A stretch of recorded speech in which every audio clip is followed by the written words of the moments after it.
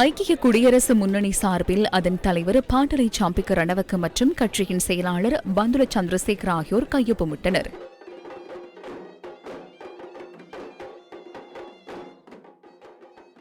ஐக்கிய மக்கள் கூட்டணி சார்பில் எதிர்க்கட்சித் தலைவர் சஜித் பிரேமதாஸ் மற்றும் கட்சியின் பொதுச் செயலாளர் ரஞ்சித் மதும பண்டார் ஆகியோர் உடன்படிக்கையில் கையொப்பமிட்டனர்.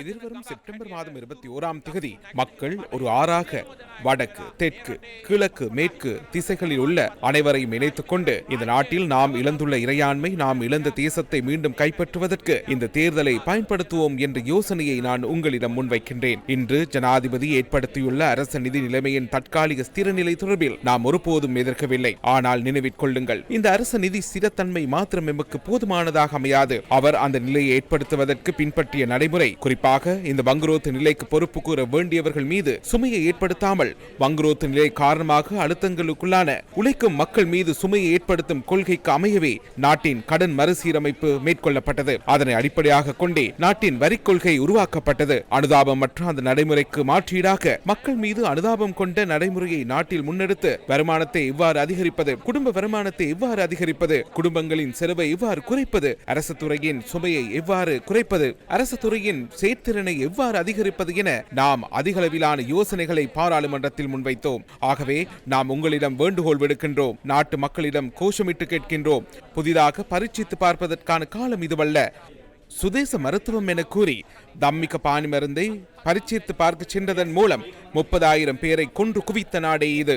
உள்நாட்டு விவசாயம் என கூறி ரசாயன உரத்தை நிராகரித்து விவசாயம் செய்வதற்கு சென்றதால் 14 லட்சம் குடும்பங்களும் 220 லட்சம் மக்களும் அதுவரை சாப்பிட்ட 3 வேளை உணவை ஒரு ரொட்டி மற்றும் சம்பளுக்கு தள்ளிய நாடே இது.